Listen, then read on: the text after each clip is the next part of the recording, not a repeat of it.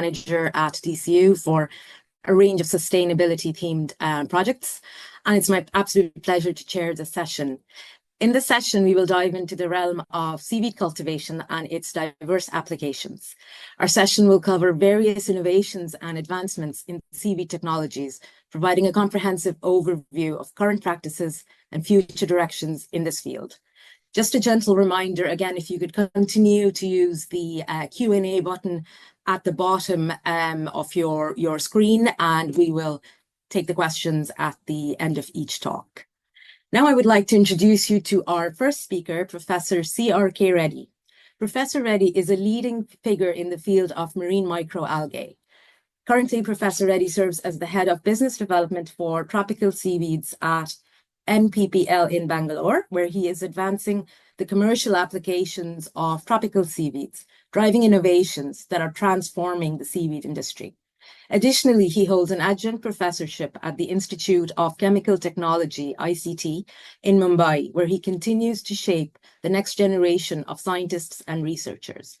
Before stepping into these pivotal roles, Professor Reddy's led innovative research focused on sustainable seaweed farming and the development of cutting-edge technologies. During his tenure as chief scientist spanning 25 years, he has spearheaded numerous advancements in seaweed research and utilization. Professor Reddy's work has been instrumental in advancing the field of phycology. His research exclusively focuses on marine microalgae, exploring innovative methods for sustainable farming and practical utilization. His dedication extends beyond research, and he's actively engaged in outreach programs that aim to build seaweed farming landscape. His impressive body of work includes over 90 publications in high-impact scientific journals, several book chapters, 3 patents, and 5 books, some of which he has edited. Today, Professor Reddy is here with us to share some of the latest innovations in seaweed technologies. Professor Reddy, please feel free to start your presentation, and we look forward to this talk. Yeah, thank you, Mohammed. Thank you so much. And I would also like to thank organizers for giving me an opportunity to share my research experiences and innovations on seaweeds in this workshop. I'll just upload my presentation.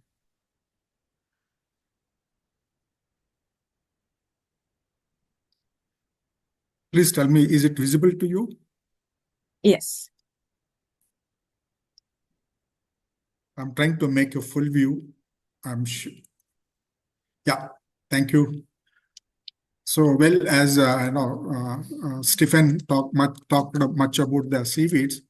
Now seaweed has become a talk of the globe, and seaweed resources have been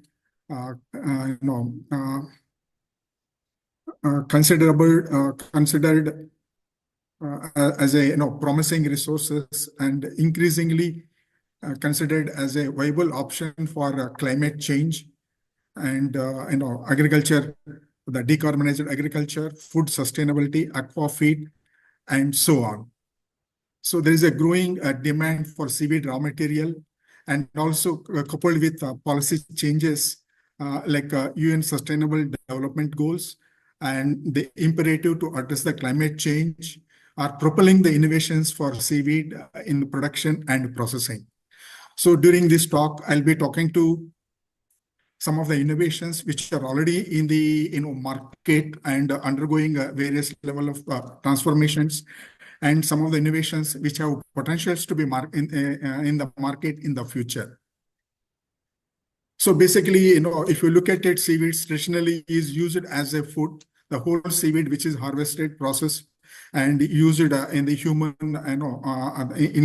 incorporated in the human food preparations in various formats.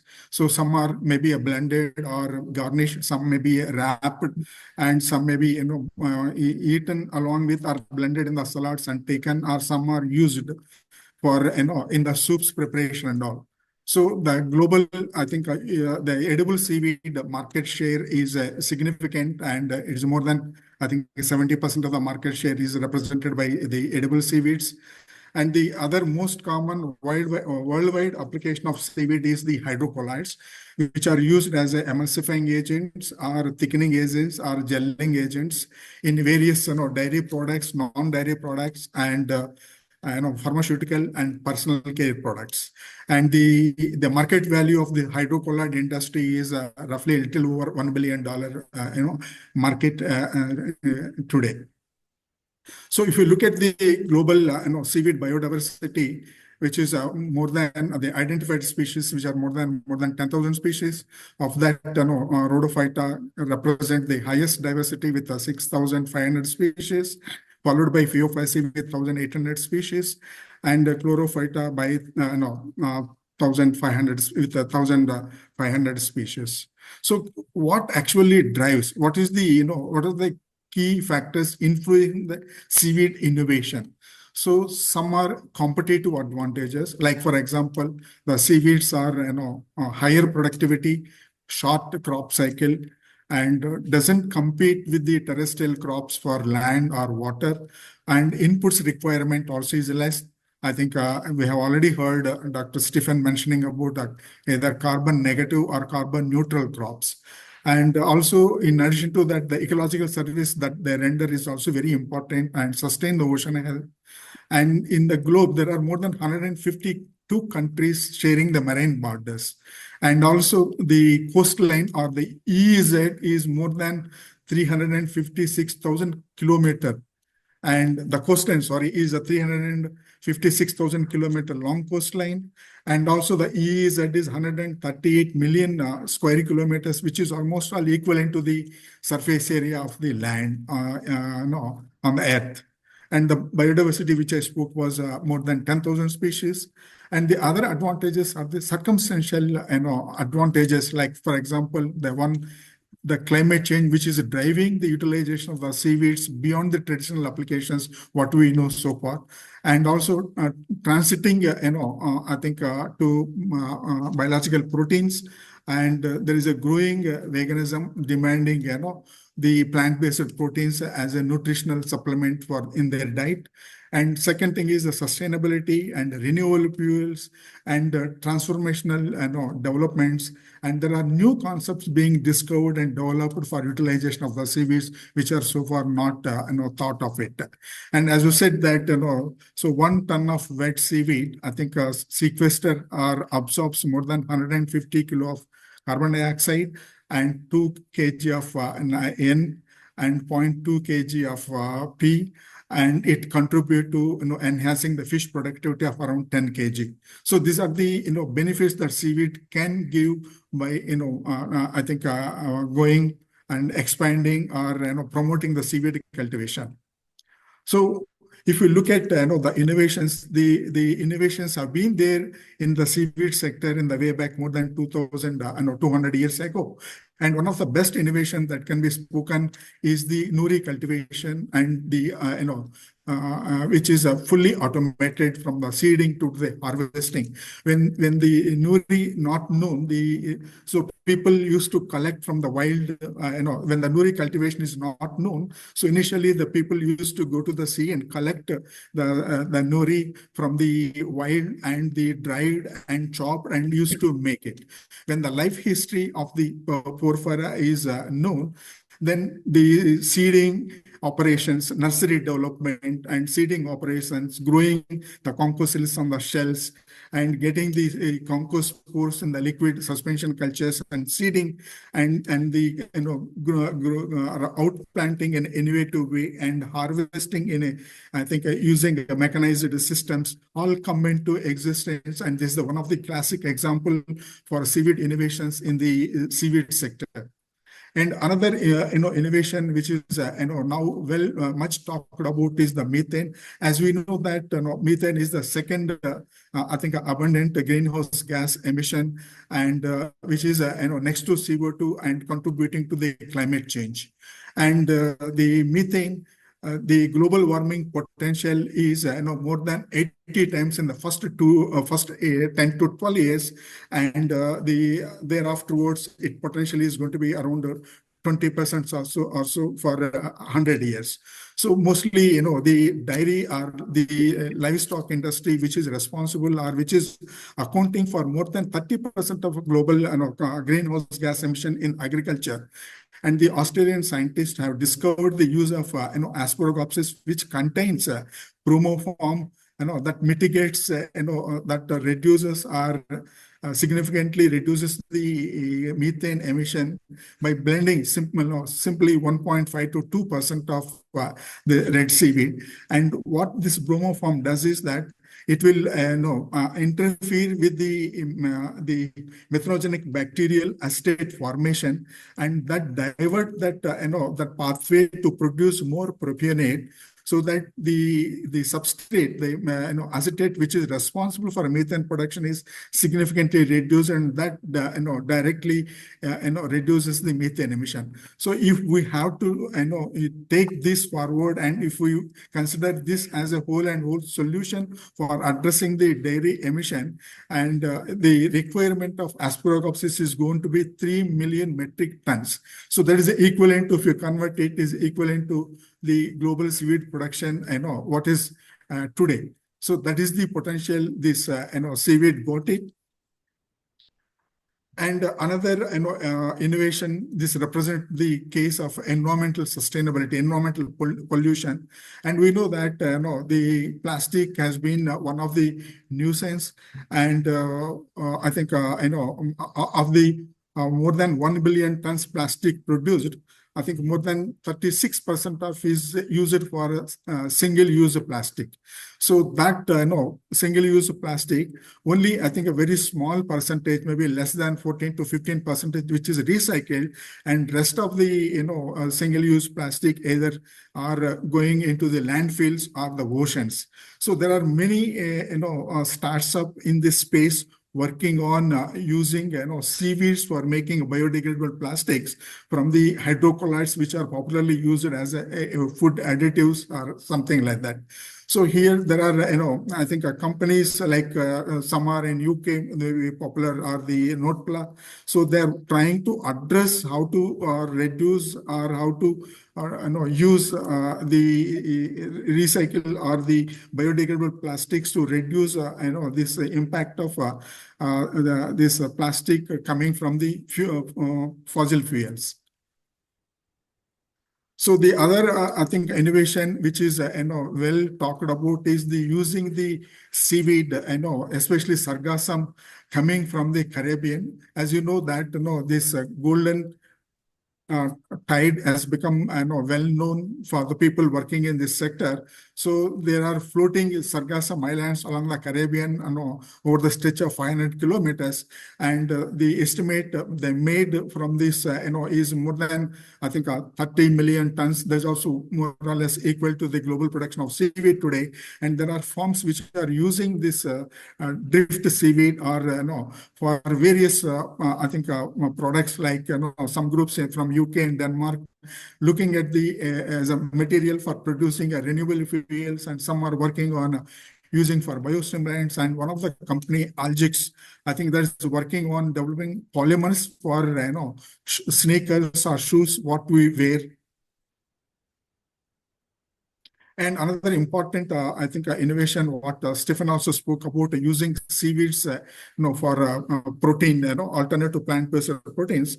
So there is a considerable, I think, demand or consumer demand growing for, the plant-based products, and it is considerably increase in the coming days and all. So the protein what we are using today mostly comes from the animal sources, and there is a growing veganism who are very keen, even free using the products, not using the products from the dairy and all. So the alternative protein market has been estimated around I think $10.3 billion, and is likely to grow more than $14 billion by 2025. And what is driving this is the people's concern, or the people's growing concern and awareness of the plant nutrients, plant-based protein, nutritional values, and growing concern about the health, adverse effect of health effects of the animal protein are some of the key drivers which are promoting or advancing the animal plant-based protein, and also the investments also propelling this sector. And one of the, I think, the well-known and popular plant-based protein is soybean. And you know that, I think the production or the crop cycle of soybean is, I think, around 45 to 65 days. And the productivity is, that one can get around 3 tons per hectare per year. And the protein, what we can get from the, is around 1.2 ton per hectare per year. So as compared to, if you look at the seaweed, like green seaweed, which, got a reasonably high protein and is more resilient than other, seaweeds like porphyra and palmaria, which is widely cultivated in European regions and in Japan, porphyra. So the annual productivity of the production time of this vulva is maximum 1 week, and the annual productivity is 84 tons per hectare per year, which is several fold higher than the soya protein. And the protein production, assuming that 13.3%, and it will produce around, I think, what is that? Around 13.3 tons per hectare per year. There is also more than 4 times of what we can get from soya protein per hectare. And in addition to the protein, we also can recover simultaneously other useful products like carbohydrates and fibers, which can be also put to use for other, and that becomes that contributes to the sustainability of vulva. And another important innovation that I think can be, is the integrated technology or biorefinery models, which we are now talking. Like I said earlier, the whole seaweed is processed for making a food products, maybe one product, and the remaining is unutilized. So the sustainability, which is emphasized today, has resulted into conceptualizing innovative process to recover multiple products. So here, where vulva is processed to recover more than 5 products, and one is that producing a liquid by crushing it, and the residue which left over after crushing is processed for making a lipids, and then further processed to then further processed to make a proteins, and then processed to protein, and the ultimately leftover residues rich of cellulose, and this cellulose can be put to use for various other applications depending on the requirement. Maybe one can put this cellulose for biofuel production, or that can be used for or processed for using in pharmaceutical industry as excipient. So all this the primary components which are produced from that can be further processed to develop value chains, like the proteins can be further hydrolyzed to make hydrolyzed products, and the ulvan also can be further hydrolyzed to make some kind of a components of either pharmaceutical or for or cosmetic industry, like that, like so on. So another invention or the important research what we have done is the developing a green process for making high quality agar. So basically, as you know that very selective seaweeds are processed for making a bacteriological grade agar. So like a Gelidium, maybe some specific species. So that is the limitation of I think. So many, then the gracilaria, which is used for processing, gives a low quality or a low product. So to overcome that, the alginate treatment is introduced, and that resulted into some kind of environmental issues. So we were wondering that why only some seaweeds have a good quality and why not some. So that led us to understand that one of the species which we worked on is Gracilaria dura, which grows on Indian coast. And we understood that that has enzymes called sulfohydrolases. And that sulfohydrolases is responsible for removing the sulfate in the agar moiety. That is responsible for undermining the quality of the agar.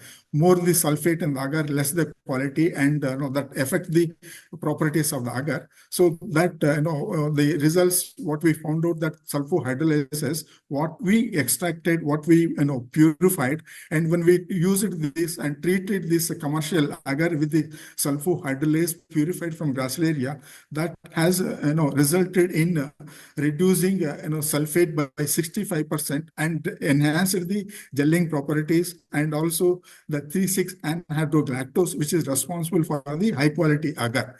So, and we also studied the other factors that the additives which catalyze or enhances the enzyme activity.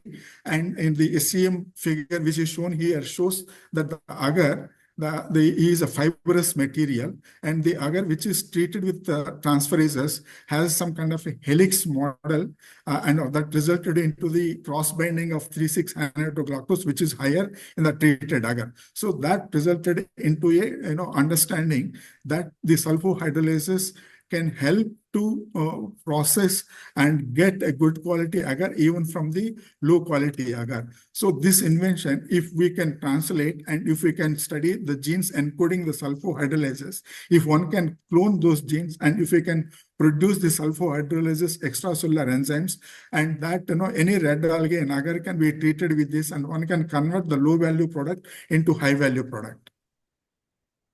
And another invention what we I think studied is as we know that protoplasts have been used for genetic improvement of the seaweeds. So in this case, what we did was that we used this as protoplast for seeding purposes. So usually the propagation or cultivation methods uses spores, and the spores are produced under adverse conditions. When the seaweed is subjected to some adverse conditions, that will sporulate, and the spores have an endurance to withstand adverse environmental conditions, stay till the conditions reverse to normality. So here we used protoplasts and algae vulva, and we demonstrated the protoplasts produced from vulva using enzymes can be used for seeding purposes. So here the innovation is that one is the protoplast that can be effectively used for seeding. The other one is the enzyme what we use it for producing protoplast has been recycled for 5 times without losing the the output of the protoplast and also viability of the protoplast. Sorry. So this is the another model which can be translated and used for producing protoplasts at your own will and use it for seeding. So when we go for large scale cultivation, so we can have a nursery feeding continuously the young germlings for your culture system, so that you can continue to grow round the year. So here we worked on tissue culture of Kappa ficus, and here I know this is the first of its kind. We showed that the tissue culture root can be utilized for producing propagules, for seaweed cultivation. So from explants we produced micropropagules.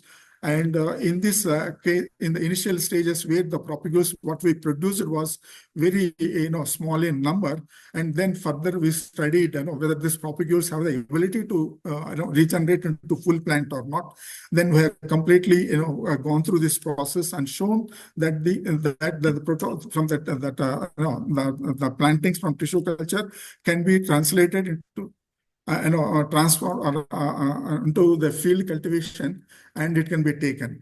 And then when we confirmed that the propagules that can be grown in the field, then we looked at the possibilities of enhancing the production of the propagules. So here we made a small intervention where the callus, we have sliced it, and that subcultured callus further grown in a agar or agarose.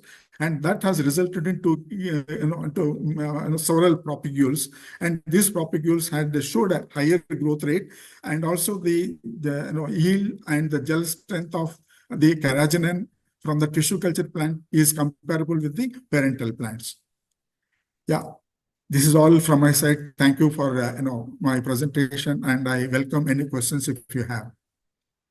Thank you very much, Professor Reddy. That was very insightful talk, and great to see just the vast number of applications and species for seaweed. So we have time for a few quick questions.